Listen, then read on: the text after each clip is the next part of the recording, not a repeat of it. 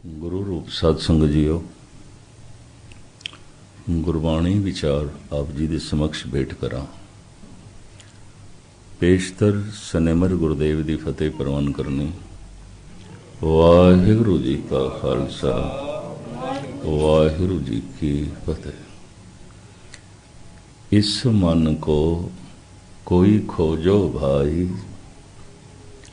मन खोजत नाम नौ निध पाई। नौ खजानिया वाला परमात्मा दा नाम, हर एक तरह दे आनंद ते रस देण वाला प्रभु दा नाम, जिंदगी नू सफल करने वाला प्रभु दा नाम। ये किसी बाजार दे चों नहीं मिलेगा, किसी दुकान तो नहीं मिलेगा, किसी तीरथ तो भी नहीं मिलेगा, किसी धार्मिक स्थान तो भी नहीं मिलेगा, जीवन दे चो मिलेगा। नौ निध अमृत प्रभ का नाम, देही में इसका विश्राम। धार्मिक मंदिर विच इस वास्ते जाना है ताकि समझ पै जाए कि नाम दी खोज जीवन विच करनी है। बस इतना ही ला है। बाहर टोले सो भरम भुलाए, जो प्रभु दे नाम नू बाहर लभदा है भरम दे च है, भुलेखे दे च है। ते जो जीवन दे अंदर पदार्थां नू लभदा है, धन नू लभदा है, वो भी भरम ते भुलेखे च है। पदार्थ बाहर मिलणगे, परमात्मा अंदरों मिलेगा। धन बाहर मिलेगा साधना नाल, मेहनत नाल। प्रभु दा नाम अंदरों मिलेगा, पर ये भी मेहनत नाल। जिन्नी नाम ध्याया गए मशक्कत गार। जितनी मुशक्कत मेहनत ते समा मनुख पदार्थां नू कमाण वास्ते खर्च करदा है, ओदा 10वां भाग भी नहीं खर्च करदा परमात्मा नू प्रगट करन वास्ते। और भरोसा भी मनुख दा जीवन भर डोलदा रहिंदा है। मनुख दी जिंदगी दसदी है ये परमात्मा तो बिना जी रहे है। जीवन दसदा पिया है ये परिवार दे नाल जी रहा है, ये अर्थ व्यवस्था दे नाल भी जी रहा है, ये कारोबार नाल जी रहा है, ये निरंकार दे नाल नहीं जी रहा। जीवना दसदा पिया, जिंदगी दसदी पई है। इस कोल सारे दा सारा जीवन है, धार्मिक जीवन नहीं है। धार्मिक जीवन है परमात्मा दे नाल जीवना। समाजिक जीवन है परिवार दे नाल जीवना। आर्थिक जीवन है कारोबार दे नाल जीवना। पर धार्मिक जीवन ते है गुरु नाल जीवना, परमात्मा नाल जीवना। हर तरह का जीवन मनुख कोल है। सारी दुनिया दे मनुख कोल धार्मिक जीवन नहीं है। किसी धार्मिक मंदिर दे जाके कथा कीर्तन सुन के कोई मनुख धार्मिक नहीं हो जाता।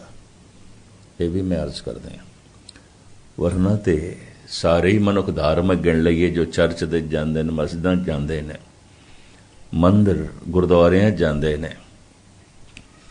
नहीं, ये धार्मिक होने की कोशिश है ते धर्म नूं समझण दी कोशिश। पहले समझना ते फिर प्राप्त करना। गुरु नानक देव जी महाराज फरमान करते ने, पहला वस्त सियाणी है ताकि जे वापार। पहले समझो फिर प्राप्त करो। कह देंदे सिमरन करो, किहदा सिमरन करो? परमात्मा दा करो। तो परमात्मा की है? पहले उहदी ते समझ होवे ना। जिहदी समझ नहीं ते जिसनों जानदे भी नहीं, उहनूं याद किवें करांगे? किस तरह करांगे? इस वास्ते साहिब फरमान करते ने, पहला वस्त सियाणीए तां की जे वापार। वस्तु नूं पहले देख ले, समझ ले, पहचान ले, ये काबिले इस्तेमाल है कि नहीं, काबिले खरीद है कि नहीं, फिर तू उसनूं खरीद। पर इस दे नाल दूसरी पंक्ति बड़ी गजब दी है, सुन मुंदे हरण आखिए गूढ़ा वैण अपार, पहला वस्त सियाणीए तांकी जे वापार। ऐ हिरन वर्गी अख रखण वालीए, कवि जना ने अलंकारक भाषा वरती है। धन गुरु नानक देव जी महाराज कोल हिरदा कवि दा संगीतकार दा।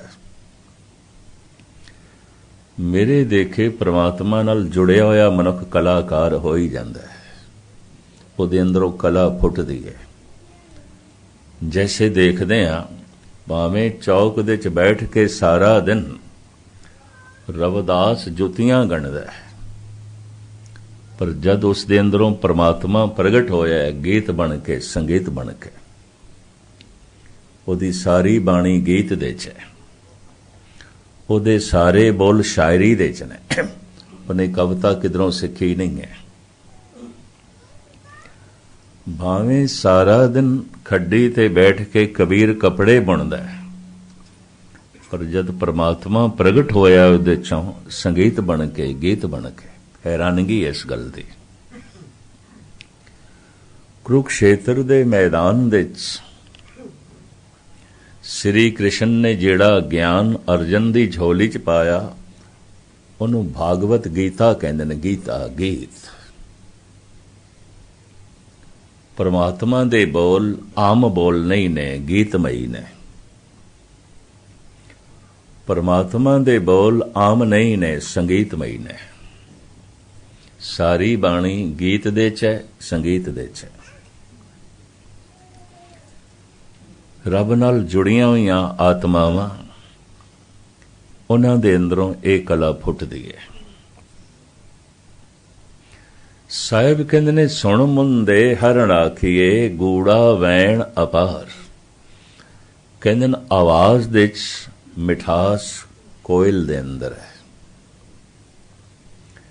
शरीरक तौर ते सुहपण प्रभु ने मोर नूं दे दिता है। चाल दे च मधुरता हंस दे कोल है। जीवन दे च प्रबल साहस शेर दे कोल है। इसे तरीके दे नाल ये धार्मिक विद्वान ते कवि जन कहंदे ने, नेत्र खूबसूरत हिरन दे ने।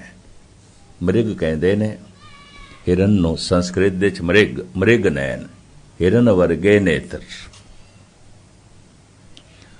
अखां दी खूबसूरती परमात्मा ने हिरन नूं दित्ती है। शरीर दा सुहप्पण प्रभु ने मोर नूं दिता है। आवाज दे च मधुरता परमात्मा ने कोयल नूं दित्ती है। और इसी तरीके नाल तुसी निगाह मारोगे, कुछ ना कुछ खूबी प्रभु ने सारियां दी झोली च पाई है। धन गुरु नानक देव जी महाराज इत्थे अलंकारक भाषा वरतदे ने, सुण मुंदे हरण आखिए ऐ हिरन वर्गी अख रखण वालीए गूढ़ा वैण अपार, पहला वस्त सियाणीए तांकी जय वापार। ये तशबीह क्यों दिती है? हिरन वर्गी अख। हिरन दे नेत्र बड़े खूबसूरत, लेकिन हिरन अपनी अखां तो ही धोखा खा जाता है। मरुथल दे च, रेगिस्तान दे च चमकदी हुई रेत नूं पानी समझ बैठता है। इनू मृग तृष्णा कहंदे ने। दौड़दा है, उस चमकदी हुई रेत दे कोल जद पहुंचदा है तो रेत, पर हुण होर दूर रेत चमकण लग पई, ਉਹਨੂੰ पानी समझ लैंदा है। जिस तरह अरब देशां दे च मरूथल है, राजस्थान सारा मरूथल है।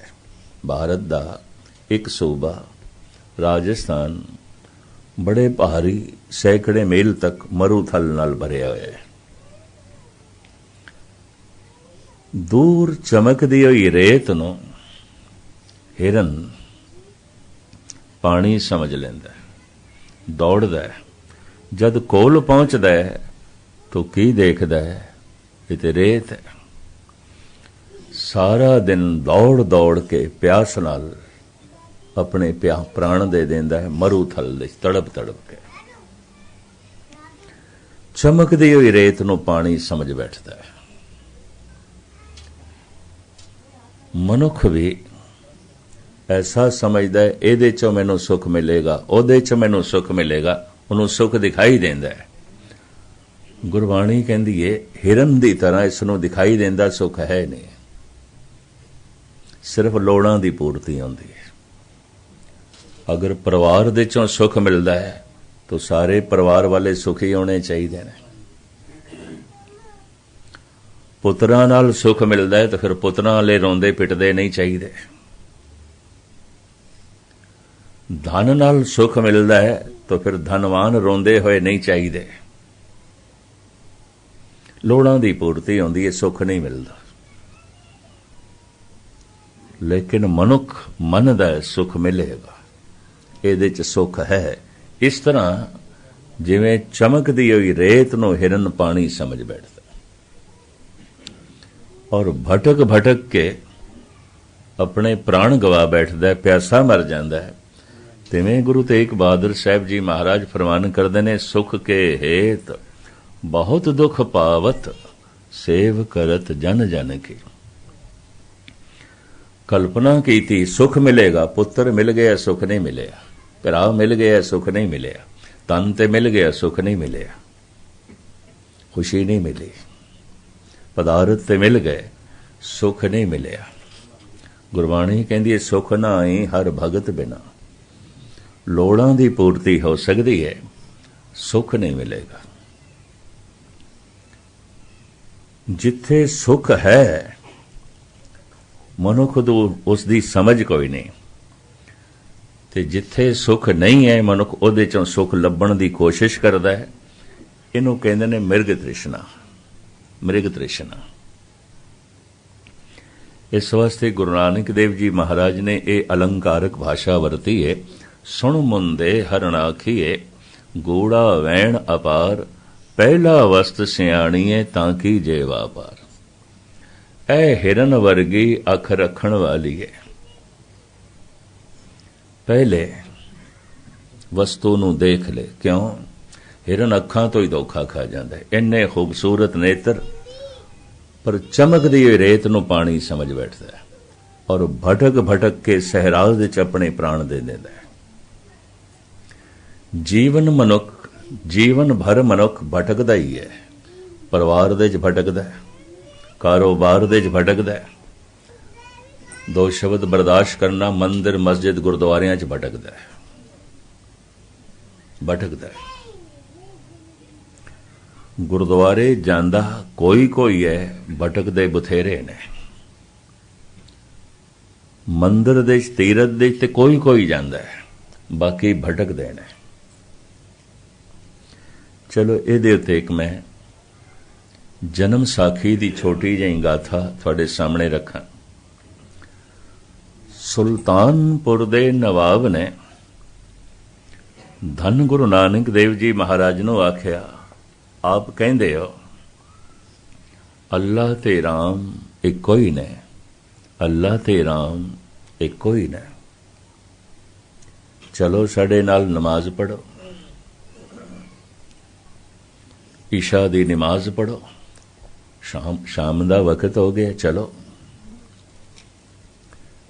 नवाब नूं इतनी उम्मीद नहीं सी, गुरु नानक खड़े हो गए, चलो चलो।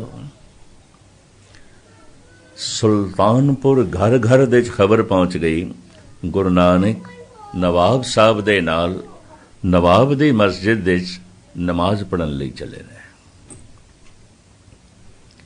बेबे नानकी तक खबरां पहुंचियां, वो मुस्करा पे, उन्हां नूं रमज दा पता सी। विद्वान ऐसा कहते ने ਸ੍ਰੀ ਕ੍ਰਿਸ਼ਨ ਦੀ ਪਹਿਲੀ ਸ਼ਰਧਾਲੂ ਜਿਸ ਤੋਂ ਕ੍ਰਿਸ਼ਨ ਦੇ ਅਨੁਯਾਈਆਂ ਦਾ ਜਨਮ ਹੋਇਆ ਉਹ ਦ੍ਰੋਪਦੀ ਹੈ। ਇਸਲਾਮ ਪਹਿਲੇ ਹਜ਼ਰਤ ਖਦੀਜਾ ਨੇ ਕਬੂਲ ਕੀਤਾ, ਮੁਹੰਮਦ ਸਾਹਿਬ ਦੀ ਪਤਨੀ, ਉਸ ਤੋਂ ਇਸਲਾਮ ਚੱਲਿਆ। ਔਰ ਇਸੇ ਤਰੀਕੇ ਦੇ ਨਾਲ ਵਿਦਵਾਨਾਂ ਦਾ ਐਸਾ ਕਹਿਣਾ ਹੈ, ਭੈਣ ਨਾਨਕੀ ਤੋਂ ਸਿੱਖੀ ਆਰੰਭ ਹੋਈ। ਪਿਤਾ ਤੇ ਇਨਕਾਰੀ ਸੀ, ਪਿਤਾ ਤੇ 20 ਰੁਪਏ ਬਦਲੇ ਗੁਰੂ ਨਾਨਕ ਨੂੰ ਥੱਪੜ ਮਾਰਦਾ ਹੈ। ਮਾਤਾ ਤ੍ਰਿਪਤਾ ਕਹਿੰਦੀ ਹੈ ਇੱਕੋ ਹੀ ਮੇਰਾ ਇਹ ਲੜਕਾ ਹੈ, ਸੁਦਾਈ ਹੈ ਤੇ ਪਾਗਲ ਹੈ। ਸਾਰੇ ਬੇਦੀ ਵੀ ਕਹਿੰਦੇ ਨੇ ਇਹ ਪਾਗਲ ਹੈ, ਭੂਤਨਾ ਹੈ। ਕੋਈ ਕਹੇ ਭੂਤਨਾ, ਕੋ ਕਹੇ ਬੇਤਾਲਾ, ਲੇਕਿਨ ਸ਼ਰਧਾ ਪੱਕੀ ਰਹੀ ਭੈਣ ਨਾਨਕੀ ਦੀ। ਭਾਵੁਕਤਾ ਇਸਤਰੀ ਦੇ ਵਿੱਚ ਜ਼ਿਆਦਾ ਹੁੰਦੀ ਹੈ, ਵਿਸ਼ਵਾਸ ਕਰਨ ਦਾ ਜਜ਼ਬਾ ਬਹੁਤ ਜ਼ਿਆਦਾ ਹੁੰਦਾ ਹੈ। ਇਸ ਤਰ੍ਹਾਂ ਕਹਿੰਦੇ ਨੇ ਸਿੱਖੀ ਇਸ ਤਰ੍ਹਾਂ ਫੈਲੀ। ਕਿਧਰੇ ਡੋਲ ਜਾਂਦੀ ਨਾਨਕੀ ਵੀ ਤੇ ਖੇਡ ਬਣਨੀ ਨਹੀਂ ਸੀ। ਵੈਸੇ ਨਾਮਾਂ ਦੀ ਬੜੀ ਸਾਂਝ ਹੈ, ਨਾਨਕ ਨਾਨਕੀ। ਪਹਿਲੀ ਔਲਾਦ ਪਿਤਾ ਕਲਿਆਣ ਦਾਸ ਦੀ ਨਾਨਕਿਆਂ ਘਰ ਦੇ ਚ ਹੋਈ। ਨਾਨੀ ਨੇ ਬੱਚੀ ਨੂੰ ਚੁੱਕਿਆ, ਸਹਿਜੇ ਸਹਿਜੇ ਇਸ ਬੱਚੀ ਨਾਲ ਨਾਨੀ ਦਾ ਮੋਹ ਹੋ ਗਿਆ ਔਰ ਨਾਨੀ ਕਹਿਣ ਲੱਗੀ ਇਹ ਤੇ ਨਾਨਕਿਆਂ ਦੀ ਹੈ। ਇੱਥੋਂ ਸ਼ਬਦ ਚੱਲਿਆ, ਨਾਮ ਚੱਲਿਆ ਨਾਨਕੀ, ਕਿਸੇ ਪੰਡਤ ਪੁਰੋਹਿਤ ਨੇ ਨਹੀਂ ਰੱਖਿਆ, ਨਾਨੀ ਦੇ ਮੂੰਹੋਂ ਨਿਕਲਿਆ ਨਾਨਕੀ, ਇਹ ਤੇ ਨਾਨਕਿਆਂ ਦੀ ਹੈ, ਅਸੀਂ ਪਾਲਾਂਗੇ, ਅਸੀਂ ਰੱਖਾਂਗੇ, ਅਸੀਂ ਨਹੀਂ ਦੇਣੀ। ਨਾਨੀ ਦਾ ਮੋਹ ਬੜਾ ਹੋ ਗਿਆ, ਨਾਨਕਿਆਂ ਦੀ ਨਾਨਕੀ। ਅੰਦਾਜ਼ਨ 7 ਸਾਲ ਬਾਅਦ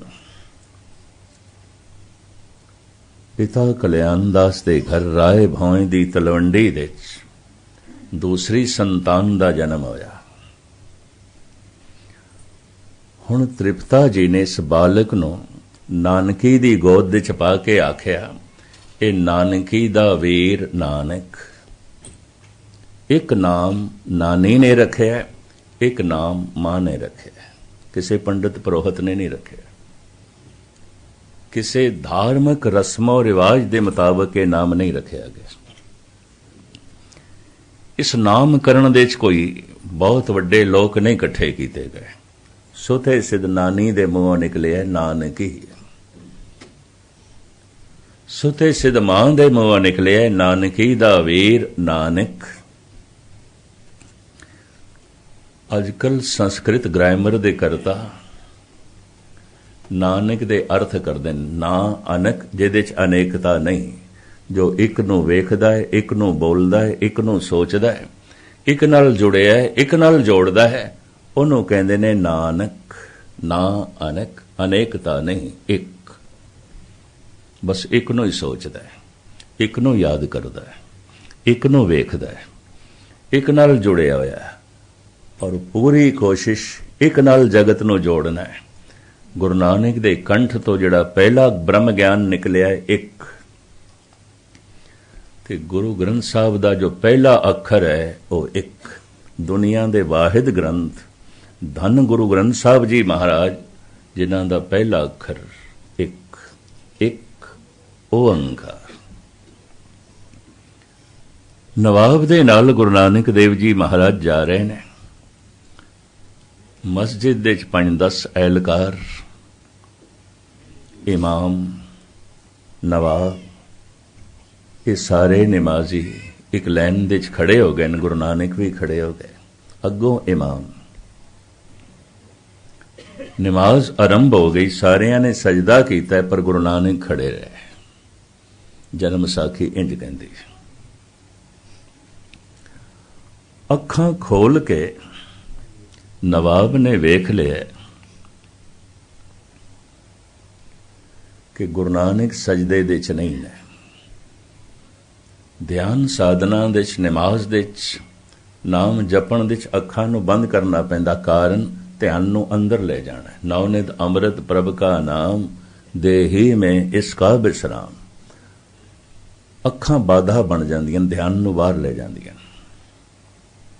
ਇਸ ਵਾਸਤੇ ਬੇਸ਼ਤਰ ਅਭਿਆਸੀ ਮਨੁੱਖ ਸ਼ੁਰੂ ਦੇ ਨੇਤਰ ਬੰਦ ਕਰ ਦੇਣ ਤਾਂ ਕਿ ਧਿਆਨ ਨੂੰ ਅੰਦਰ ਲੈ ਜਾਈਏ। ਧਿਆਨ ਬਾਹਰ ਜਾਂਦਾ ਹੈ।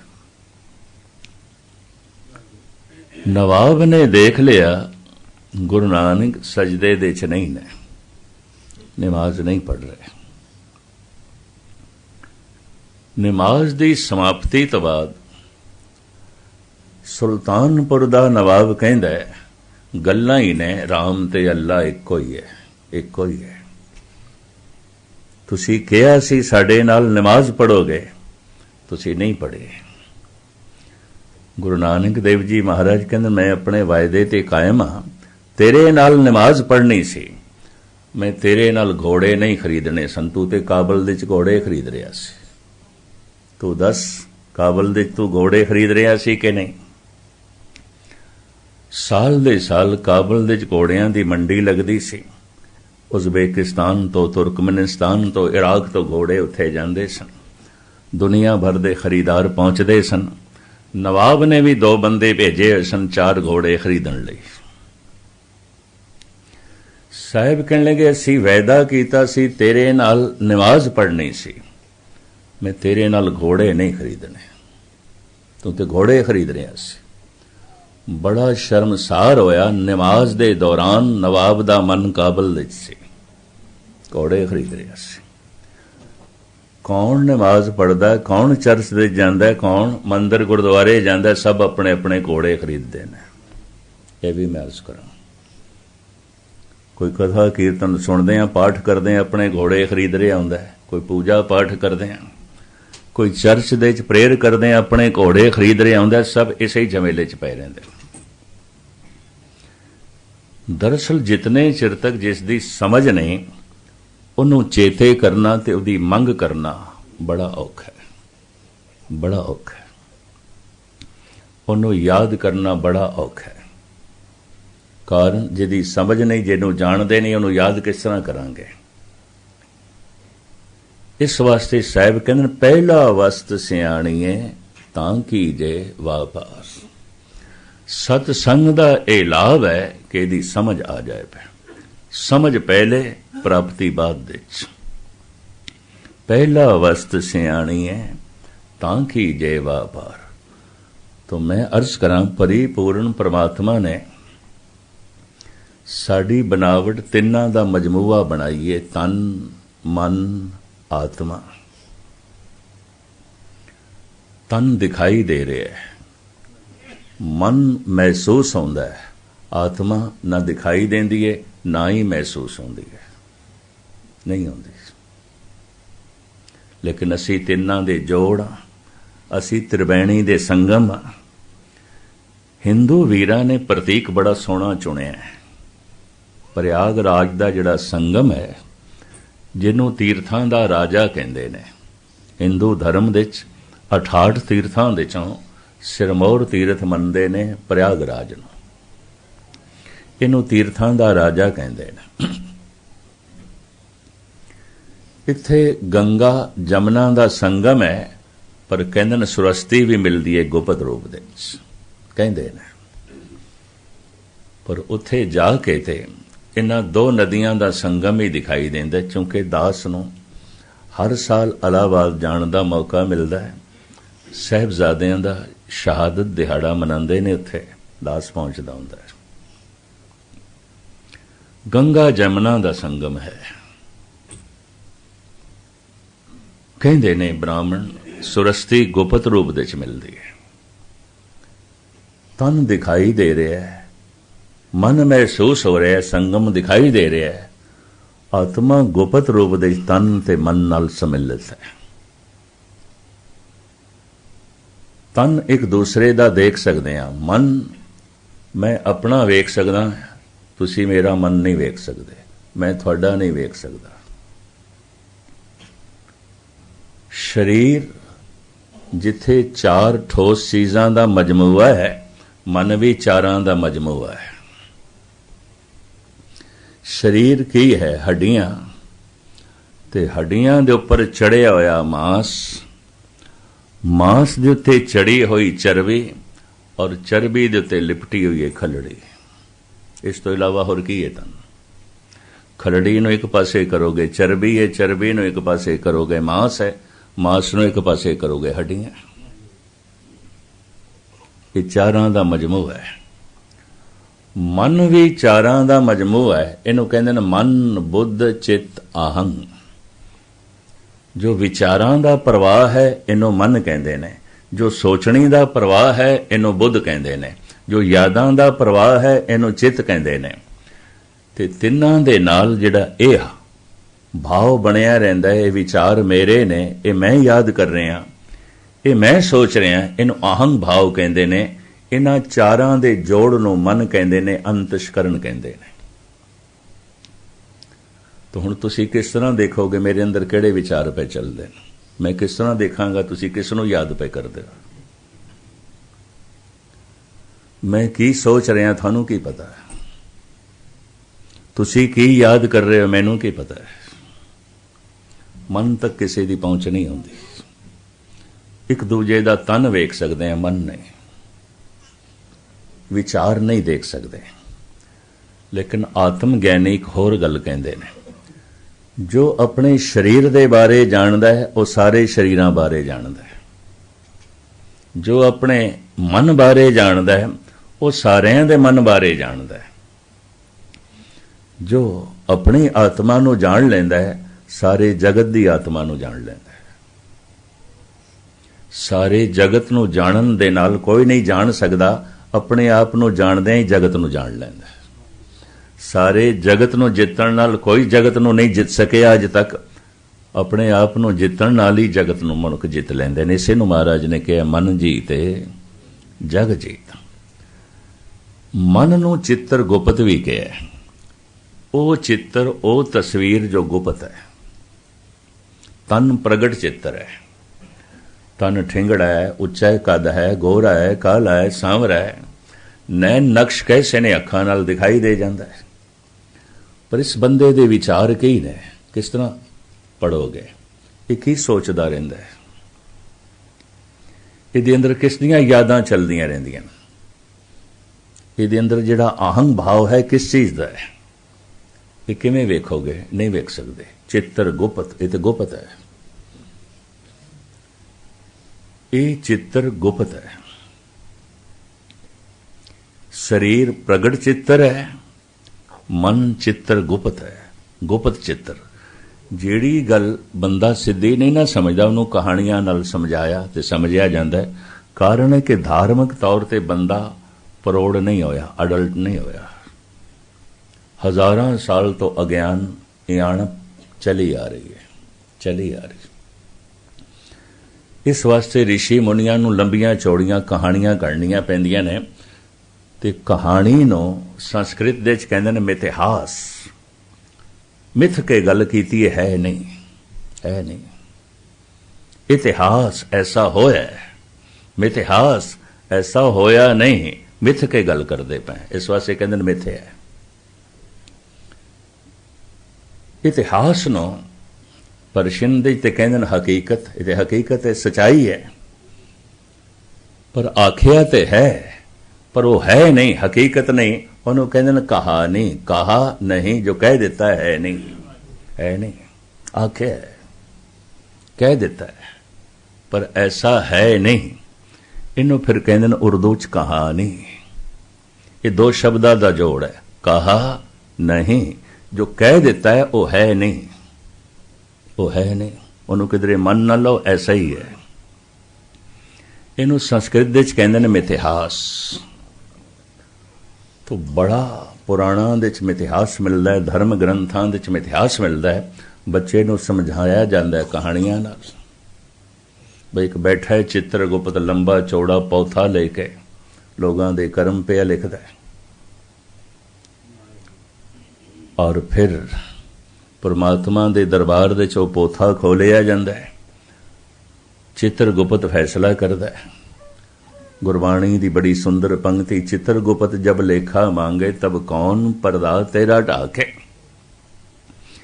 ਇਹ ਜਿਹੜਾ ਪ੍ਰਗਟ ਚਿੱਤਰ ਹੈ ਅੰਤਿਮ ਸਮੇਂ ਦਫਨ ਕਰ ਦਿੱਤਾ ਜਾਂਦਾ ਹੈ। ਜਾਂ ਜਲਾ ਦਿੱਤਾ ਜਾਂਦਾ ਹੈ। ਅੱਗੋਂ ਤੇ ਗੁਪਤ ਚਿੱਤਰ ਜਾਂਦਾ ਹੈ, ਅੱਗੇ ਚਿੱਤਰ ਗੁਪਤ ਜਾਂਦਾ ਹੈ। ਧਿਆਨ ਨਾਲ ਸੁਣਨਾ। ਪ੍ਰਗਟ ਚਿੱਤਰ ਤੇ ਇੱਥੇ ਰਹਿ ਗਿਆ, ਅੱਗੇ ਕਿੱਥੇ ਜਾਂਦਾ ਹੈ? ਰਾਖ ਹੋ ਗਿਆ ਜਾਂ ਖਾਕ ਹੋ ਗਿਆ। ਪ੍ਰਗਟ ਚਿੱਤਰ ਦੇ ਮੁਤਾਬਕ ਪਰਮਾਤਮਾ ਫੈਸਲਾ ਨਹੀਂ ਕਰਦਾ, ਚਿੱਤਰ ਗੁਪਤ ਦੇ ਮੁਤਾਬਕ ਕਰਦਾ ਹੈ। ਖੁਲਾਸਾ ਤੇ ਕਿਸੇ ਵਕਤ ਮੈਂ ਫਿਰ ਕਰਾਂਗਾ। ਸਮਾਜ ਦੇਖਦਾ ਹੈ ਮੈਂ ਕੀਤਾ ਕੀ ਹੈ, ਪਰ ਪਰਮਾਤਮਾ ਦੇਖਦਾ ਹੈ ਮੈਂ ਸੋਚਿਆ ਕੀ ਹੈ। ਸਮਾਜ ਦੇਖਦਾ ਹੈ ਮੇਰੀ ਕਰਨੀ ਕੀ ਹੈ, ਕਾਨੂੰਨ ਦੇਖਦਾ ਹੈ ਮੇਰੀ ਕਰਨੀ ਕੀ ਹੈ, ਪਰਮਾਤਮਾ ਦੇਖਦਾ ਹੈ ਮੇਰੀ ਸੋਚਣੀ ਕੀ ਹੈ। ਸੰਸਾਰ ਇਹ ਦੇਖਦਾ ਹੈ ਮੇਰੀ ਕ੍ਰਿਤ ਕੀ ਹੈ, ਪਰਮਾਤਮਾ ਇਹ ਦੇਖਦਾ ਹੈ ਮੇਰੀ ਨੀਅਤ ਕੀ ਹੈ।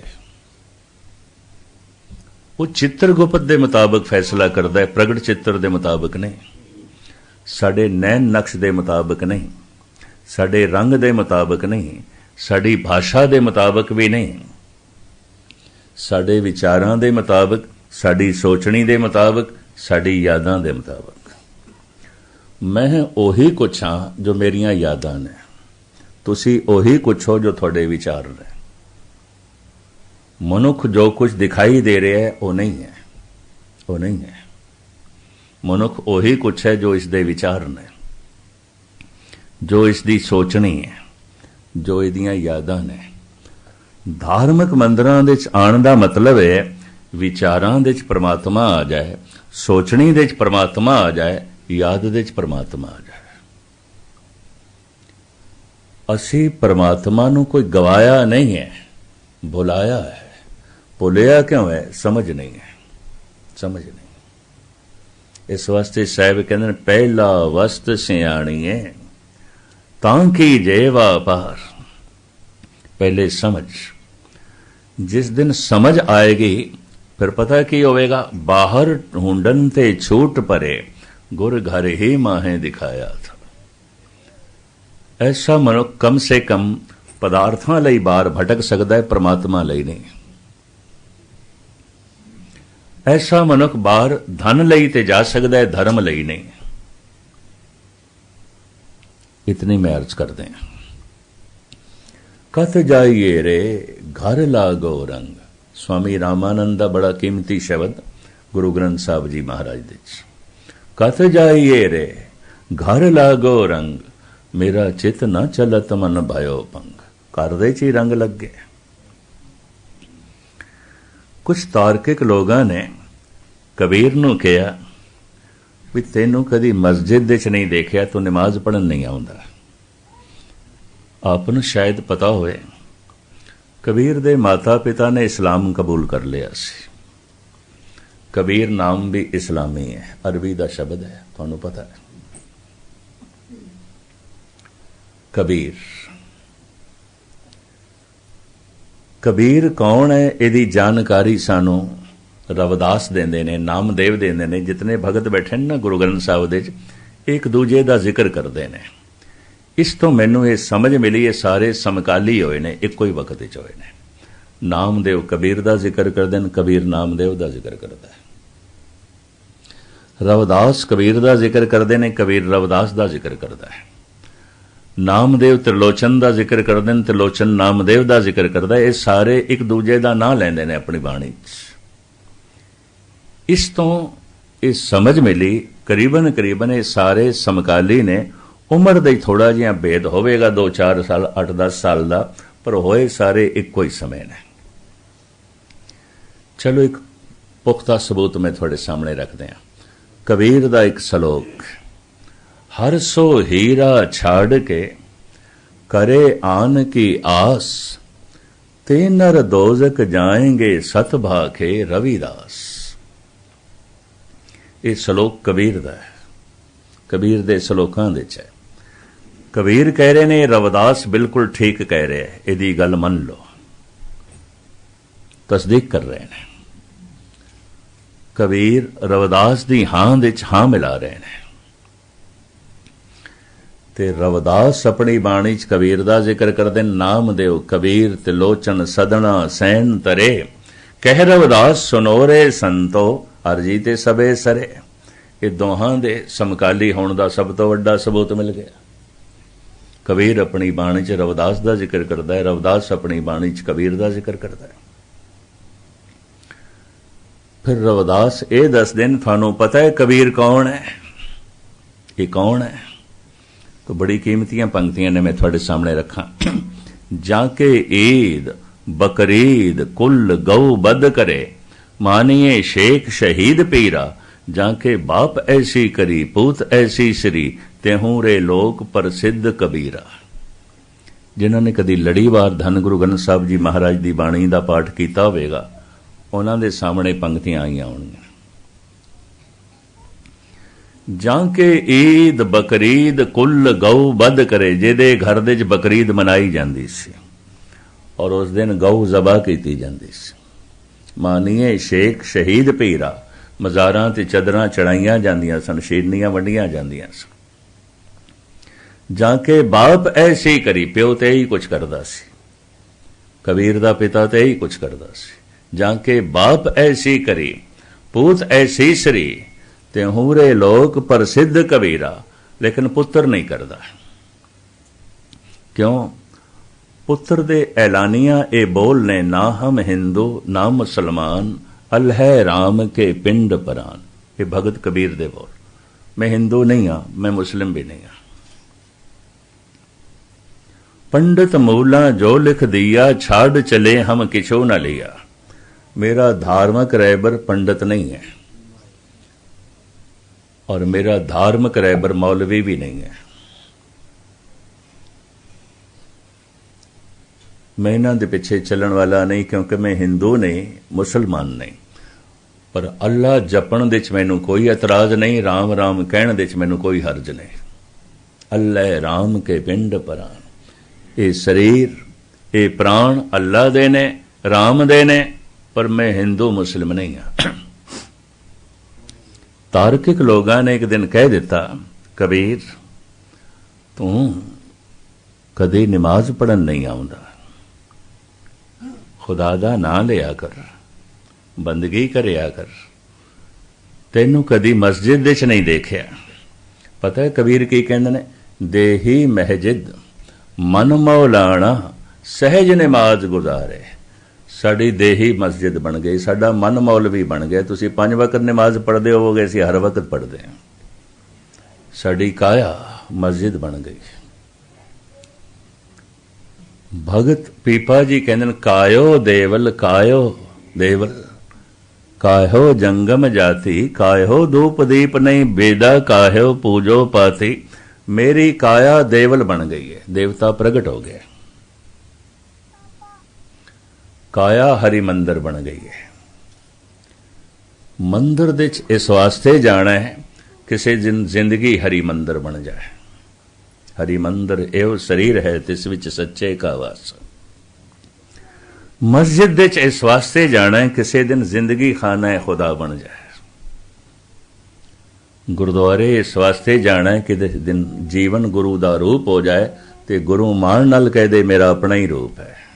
खालसा मेरो रूप है खास, खालसे मैं हों करो निवास। मंदिर मस्जिद किस वास्ते जाने हैं? परमात्मा याद आवे। पर यकीन जानो जिहदी जिंदगी हरि मंदिर हो जाए, उन्होंने वेख के भी रब याद आंदा है। इस वास्ते असीं अरदास दे च शब्द ऐड कीते हुए ने, सही संत गुरमुख प्यारे मेल, जिन्हां मिलिया तेरा नाम चेते आवे। जिन्हां दी जिंदगी हरि मंदिर हो गई, जिन्हां दा जीवन गुरु वर्गा हो गया, और गुरु मान नाल कवे मेरा है, मेरा अपना ही रूप। गुरुद्वारे गया होया उस दिन सफल समझ लो, जिस दिन मनुख गुरु का रूप हो जाता है। उस तो पहले नहीं, उस तो पहले रस्ते च है, अजे पहुंचे कोई नहीं। मंदिर गया होया उसे दा ही सफल, जिहदी जिंदगी हरि मंदिर बन जाए। नमाज पढ़ी हुई उसे दी सफल, जिहदी जिंदगी खाना है खुदा बन जाए। भगत कबीर इस तरह कहते हैं, देही महजिद, मेरी देही मस्जिद बन गई है। तो मुख्तसर में अर्ज करा, जिस दिन नौनिध नाम प्रगट हो जाता है, काया हरि मंदिर बन जाती है। भगत पीपा जी यही कह रहे हैं, काया बहुखंड खोजते नौ निद पाई, ना कछ आए बो ना कछ जाए बो, राम की दुहाई। काया दी खोज करदियां करदियां नौ निद वस्तु सानू प्राप्त हो गई, ते नौ निधियां की ने, नौ निध अमृत प्रभ का नाम, देही में इसका विश्राम। तो हुण मैं मूल नुकता थोड़े सामने रखा। खोजी बिरतियां ते मनुख कोल जन्म तो ही ने, इहदी अख खुलदी है ते कुछ लभदा है, कुछ तलाश कर रहा है, जीवन भर तलाश करदा है मनुख। खोज खोज के जो लभे है उस नाल तृप्ति नहीं हुई, ते तृप्ति किवें होनी है इसका पता भी कोई नहीं। तृप्ति नूं रजेवां कहंदे ने, जो रज जाए राजा। हर मनुख राजा होना चाहता है। जो भुखा उन्होंने बुखारी कहंदे ने, जो रज गया है राजा। राजे दे अर्थ इन्ने ने, राजे दे अर्थ हुक्मरान नहीं है। प्रभु जी तेरी दाती राजा, ये प्रभु तेरी दात नाल मैं रज सकदा। जो रज गया है, तृप्त हो गया है, राजा। और जिस दे अंदर मंग चल ही रही है, भिखारी है, मंगता है। एक गाथा है, एक सूफी संत, ਉਹਨੂੰ किधरे पिंड दे वसनीकां ने कहा, तू अकबर कोल जा, साडे पिंड दे च मदरसा नहीं है, स्कूल नहीं है, ते तेरा मान सन्मान बड़ा है, तेरे कहण नाल अकबर ने साडे पिंड दे च मदरसा बना देना है, बच्चियां दी पढ़ाई दा साधन हो जाना है, तू जा।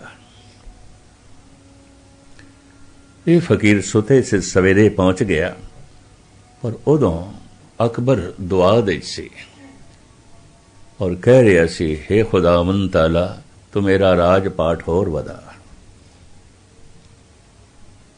मेरे खजाने होर भर,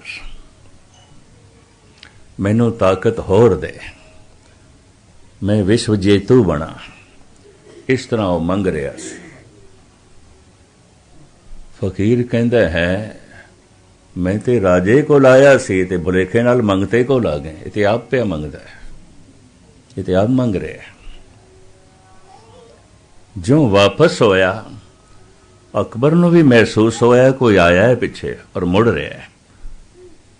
देखिया पिछे महान सूफी संत हजरत निजामुद्दीन दा चेला।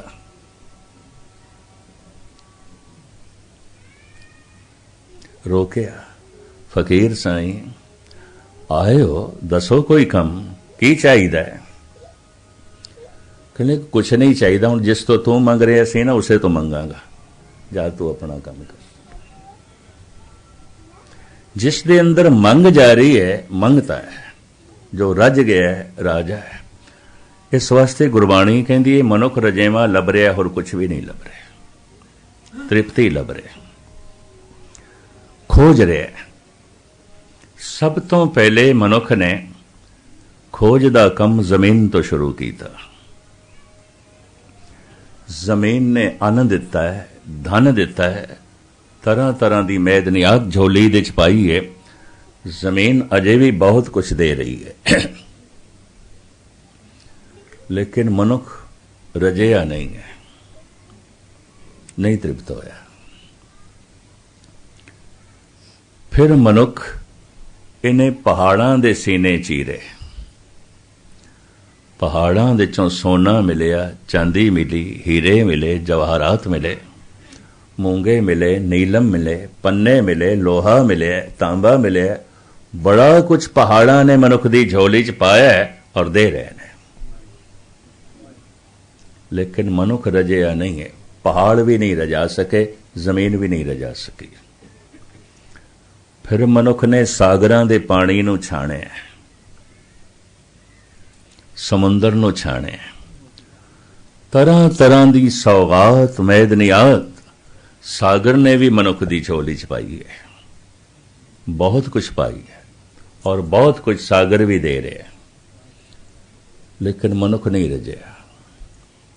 इन्ना वड्डा सागर, 3 हिस्से समुंदर है, 1 हिस्सा जमीन है।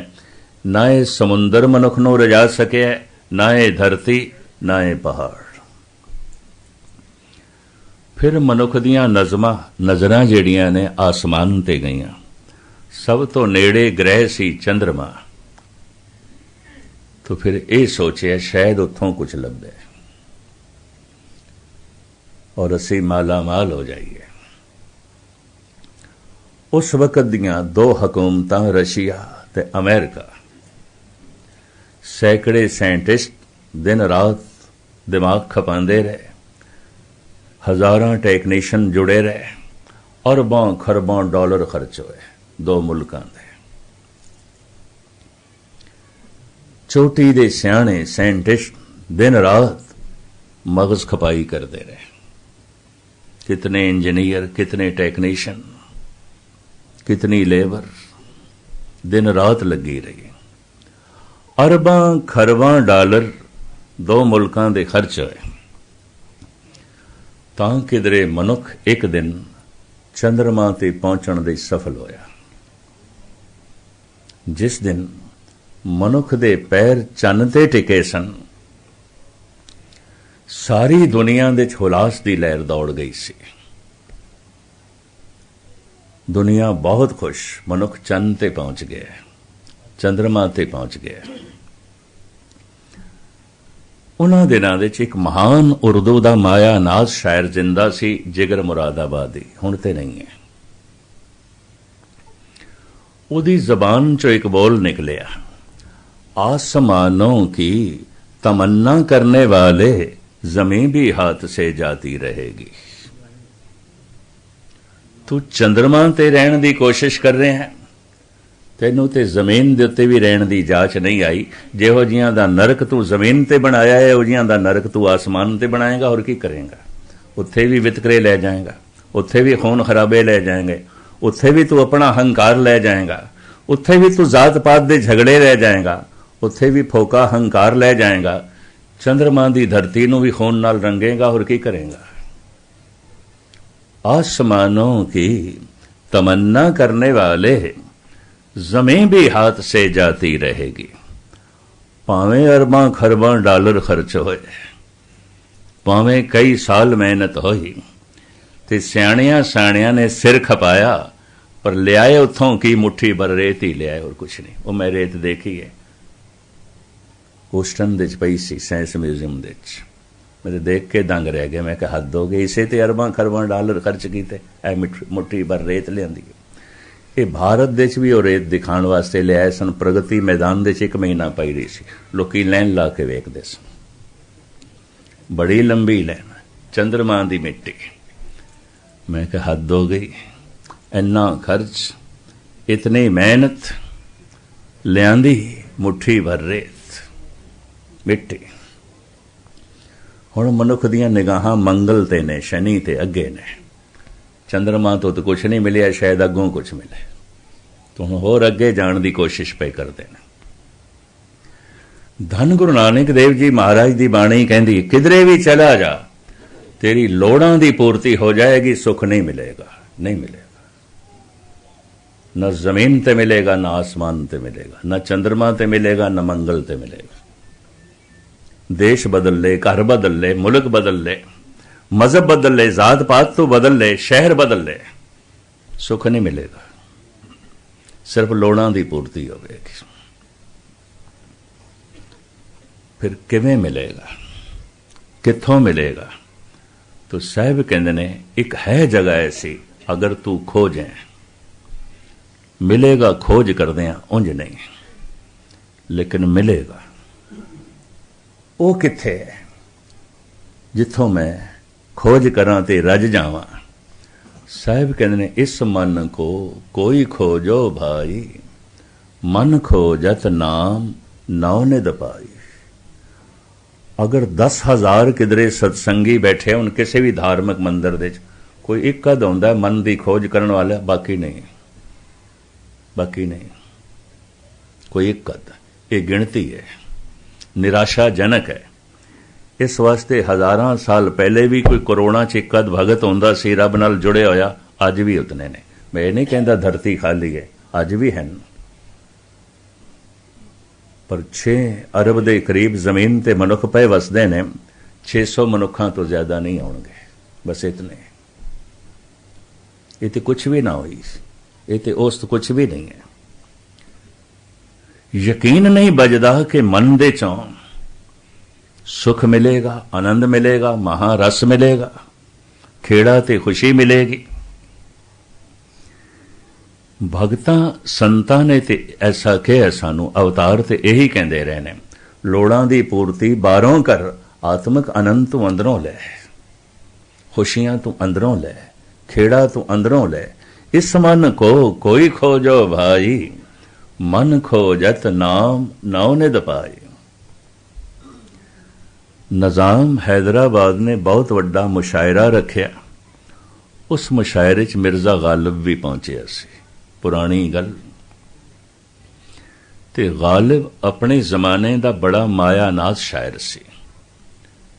इकबाल भी कहता है कि गालिब नूं पढ़ के मैनूं पता चलिया है कि मनुख का दिमाग कितना उच्चा सोच सकता है ते कितना गहरा सोच सकता है। कहता इस बंदे नूं पढ़ के पता चले, उंज नहीं पता मैनूं चलना सी। कहता मैं भुलेखे च रहना सी, पर इनू पढ़ के मैनूं हौसला मिलिया है कि मनुख इतना गहराई च भी जा सकता है, इतना बुलंद भी जा सकता है। जिहड़ी गल उच्ची होवेगी वो गहरी भी होएगी। जिस दरख्त ने अपनियां शाखावां नूं आसमान तक लै जाना है, उन्होंने अपनियां जड़ां पाताल तक लै जानियां पैंदियां। ये रब्बी नियम है। जो दरख्त गहरा नहीं जा सकता वो दरख्त उच्चा भी नहीं उठ सकेगा। जो गल गहरी नहीं वो उच्ची भी नहीं, और जो उच्ची नहीं वो गहरी भी नहीं। इकबाल कहता इस बंदे नूं पढ़ के मैनूं पता चलिया कि मनुख इतना गहरा भी जा सकता है, इतना बुलंदियां नूं भी छू सकता है। लेकिन आर्थिक तौर पर खुददार होने करके बड़ा मुफलिस सी गालिब, अत्यंत मुफलिस। मुशायरे तो बाहर आया तो एक खानवार पहाड़ां दे सीने चीर के हीरे लभदा हुंदा सी। अजे भी गोलकुंडा दीयां पहाड़ियां दे लोकी लभदे ने। भारत दे एक शहर दा नाम है पन्ना, मध्य भारत दा शहर, उस शहर दा नाम है पन्ना। कोई 30,000 बंदे उन्हां दा धंधा ही है, उत्थे हीरे पन्ने लभदे रहिंदे ने, पहाड़ां च मिलदे ने। छोटे छोटे ते बथेरियां नूं मिलदे ने, कदी कदाई किसी नूं वड्डा भी लभ जांदा है। उस शहर का नाम ही है पन्ना। एक कम धंधा ही यही है। 30,000 बंदियां दी रोजी इसे ते ही है। पहाड़ दे चों हीरे लभदे रहिंदे, पन्ने लभदे रहिंदे। ते हैदराबाद दे नेड़े भी इस तरह के खोजी बंदे पहाड़ां दी खुदाई करके लभदे रहिंदे। उस खानवार ने गालिब नूं कहा तू मेरा शागिर्द बन, मैं तेनू दसांगा पहाड़ां दे सीने चीर के हीरे किवें लभी देने, पन्ने किवें लभी देने, जवाहर किवें लभी देने, और तू माला माल हो जाएगा। गालिब कहने लगा मित्रा फिर तू मेरा शागिर्द बन, मैं तेनू दसांगा अपना ही सीना चीर के खुदाई कलाम किवें कड्डीदा है, रब्बी ज्ञान किवें कड्डीदा है, मैं तेनू दसांगा, तू मेरा चेला बन। बड़े कीमती बोल उसने आखे ने, सुखन क्या कह नहीं सकते, जोया हूं जो जौहर का, जिगर क्या हम नहीं रखते, जो खोदें जाके मैदन को। कहंदा पहाड़ां दे सीने ते मैं तां चीरां जे मैं अपना सीना ना रखदा हां। तू चीर पहाड़ां दे सीने, चमकदे पत्थर तैनूं मिलणगे। मैं चीरांगा अपना सीना, चमकदा होया खुदा मैनूं मिलेगा, रब्बी नूर मैनूं मिलेगा, रब्बी ज्ञान मैनूं मिलेगा।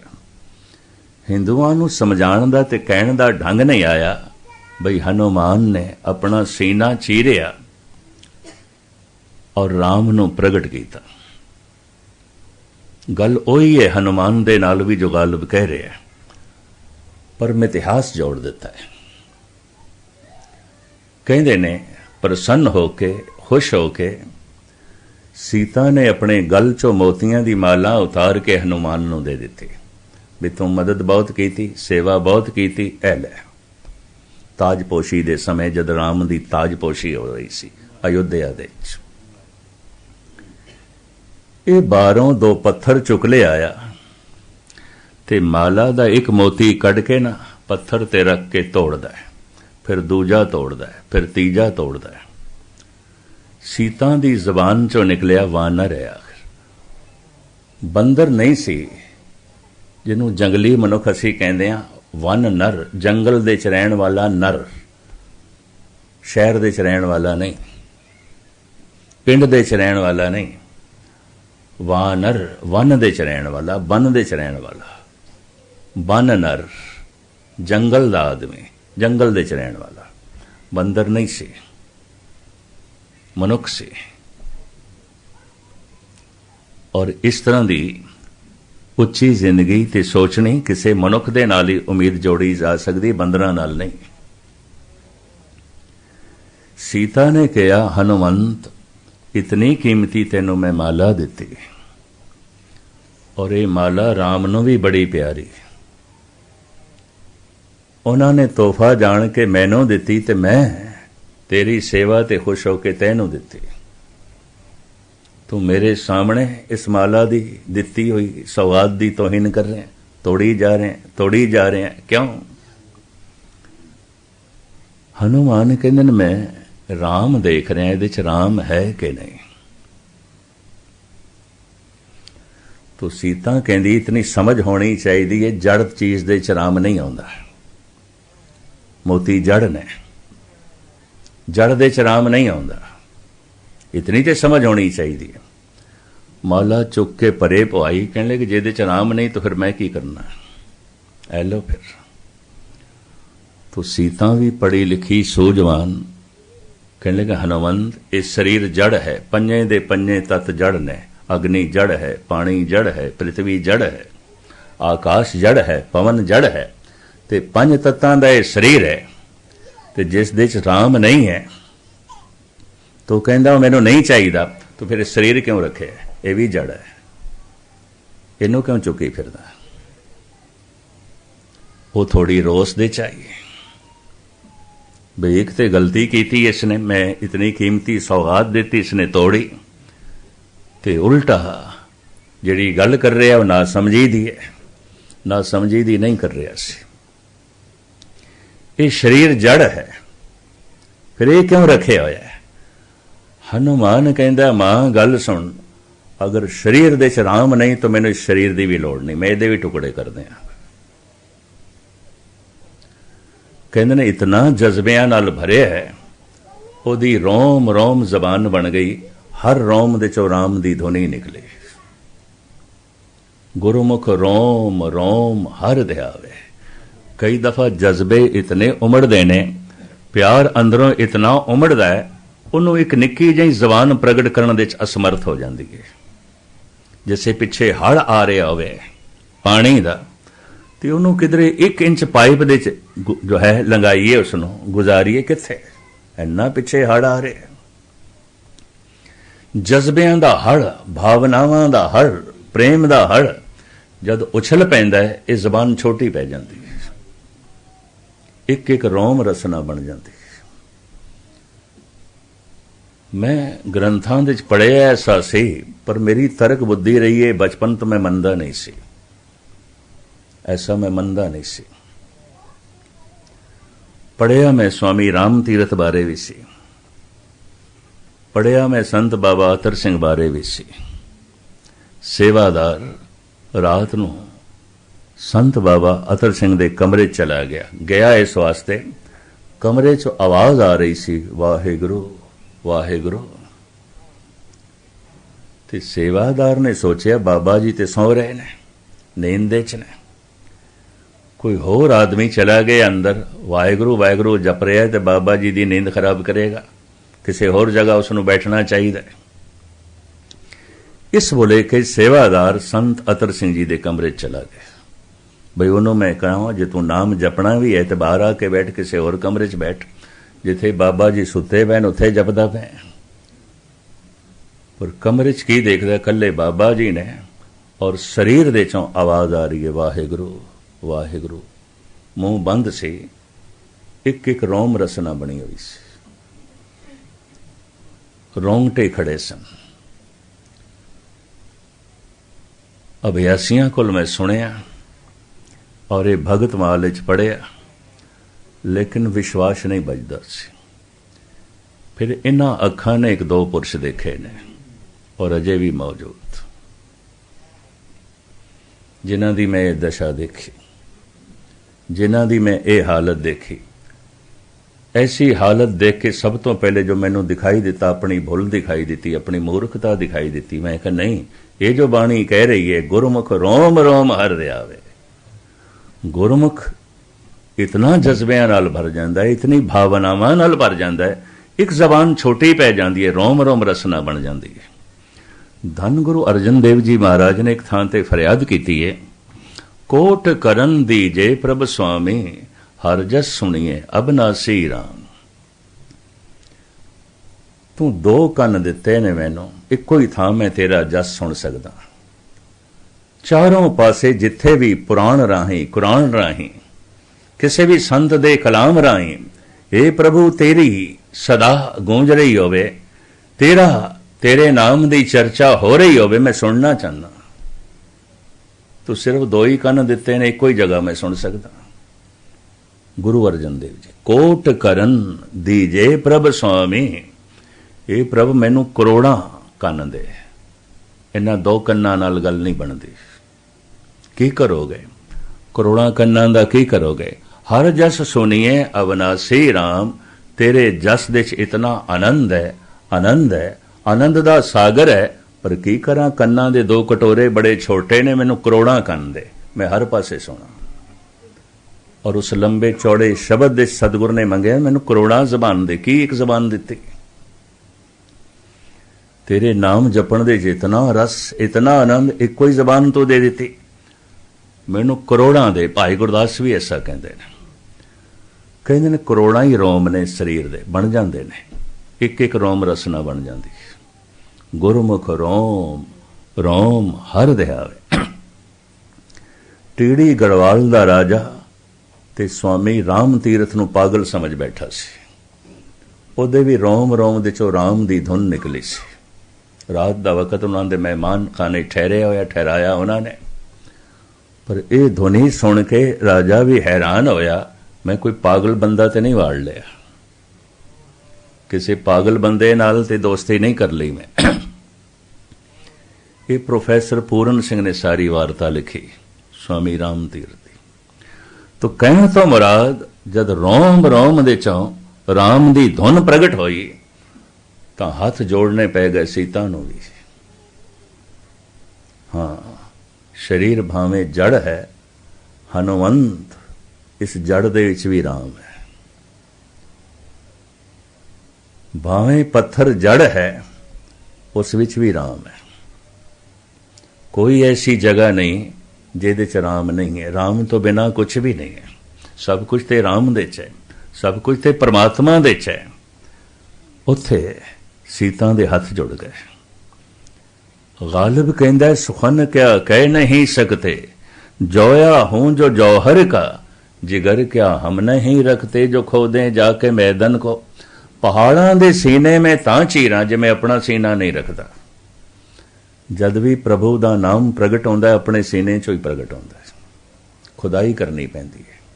ठीक है, मनुख ने जमीन दी खुदाई की थी, जमीन ने बड़ा अन्न धन दिता है, पहाड़ां ने बहुत कुछ दिता है, सागर ने बहुत कुछ दिता है और दे रहा है। आसमान तो अजे ते भावें मनुख मिट्टी ले आए, पता है कल की ले आवे, लेकिन जो कुछ भी ले आएगा, लोड़ां दी पूर्ति होवेगी, आनंद नहीं मिलेगा, सुख नहीं मिलेगा। वो तो उस दिन मिलेगा जब जीवन दे खोज करेगा। तो पातशाह दी बाणी कहती है, इस मन को कोई खोजो भाई, मन खोजत नाम नौ निध पाई। इस दी खोज किवें करिए, किस ढंग नाल करिए, इसनूं लड़ीवार मैं शाम दे समय थोड़े सामने रखना है, ताकि थोड़े विच कोई एक अद भी फैसला कर ले भी मैं हुण इस तरह की खोज करनी है। तो फिर एक कथा कीती हुई सफल हो गई, कीता होया सत्संग सफल होया। क्योंकि बथेरियां तो उम्मीद नहीं है। ये भी मैं अर्ज करा, बड़े बड़े अवतारी पुरुषों ने यतन किए ने, बड़े बड़े संत जना ने यतन किए ने। मनुख जमीन दे च ही लभदा रह जांदा है, बाहर ही लभदा रहिंदा, अपने अंदर झात नहीं मारता। मैं एक दफा फिर दोहरावां, पदार्थ लभना है बाहरों लभना पेगा, लभना चाहिए। परमात्मा लभना है अंदरों लभना पेगा, बाहरों नहीं मिलेगा। बाहर टोले सो भरम बुलाई। गुरु तेग बहादुर साहब जी महाराज कहते काहे रे बन खोजन जाई, सर्ब निवासी सदा अलेपा, तो ही संग समाई। बड़ी कीमती पंक्ति। तन में मनुआ मन में साचा, सो साचा मिल साचे राचा। तन दे च मन है, मन दे च सच है। तन दे च मन है, मन दे च परमात्मा है। खोज करो, और जिस दिन खोज करते हैं उस दिन फिर मन जोत स्वरूप हो जाता है। मन तू जोत स्वरूप है, अपना मूल पछाण। ये खोज किवें करिए, धन गुरु नानक देव जी महाराज दसदे ने, समझाते ने। ये लड़ीवार विचार दास शाम के समय थोड़े सामने रखिया करेगा। कल फिर इसी तरीके नाल हाज़री भरांगे। इत्थे ही समाप्ति है। सारिਆਂ ਦਾ बार बार हार्दिक तौर पर धन्यवाद। भुल चुक दी क्षमा। वाहिगुरू जी का खालसा, वाहिगुरू जी की फतेह।